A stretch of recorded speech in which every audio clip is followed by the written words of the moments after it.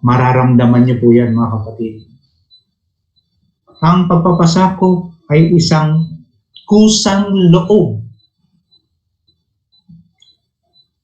Kusang loob, katulad po ng ginagawa natin sa Panginoon. Kusang loob tayong sumusunod sa Kanya. Na ito po ay may kalakip na pagpapakumbaba. Amen. Hindi lamang po may kalakip na pagpapakumbaba ang pagpapasakop, kung hindi may kalakip din po itong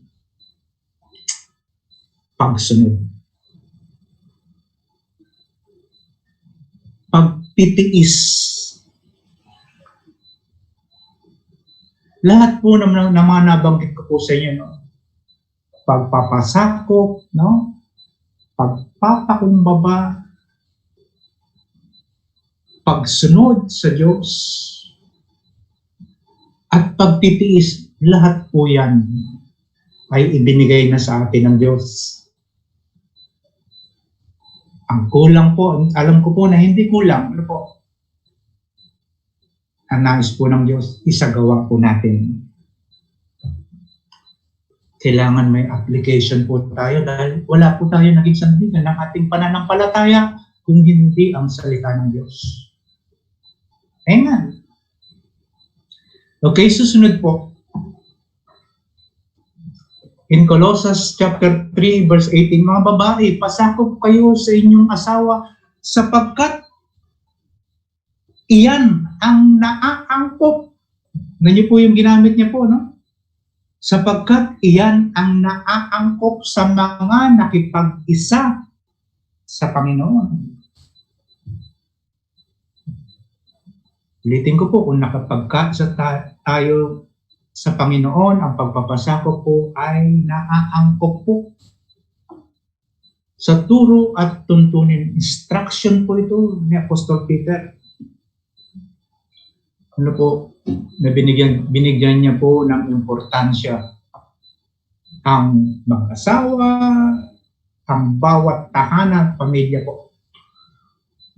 Sapagkat tayo po ay may karapatang tumanggap ng pagpapala sa Panginoon. At susunod po, mga kapatid,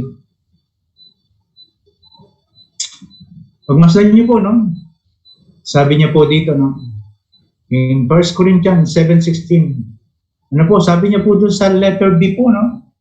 Babanggitin ko lang po yung letter B ng verse 1. Sabi niya po dito, sa gayon, kung mayroon di pa naniniwala, ito po ang sagot.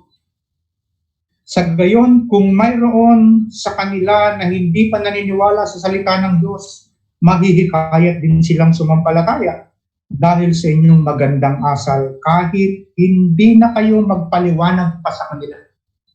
Ano po, sabi niya Apostol Pedro, no? Kahit hindi na po kayo magpaniwalag sa inyo, kung meron po kayong asawang lalaki o babae na wala pa po at hindi pa naniniwala sa salita ng Diyos. Dahil sa ating magagandang gawa, hindi ka na dapat magsalita pa.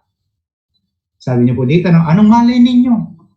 Mga babae, baka kayo ang maging kasangkap sa ikaliligtas ng inyong asawa.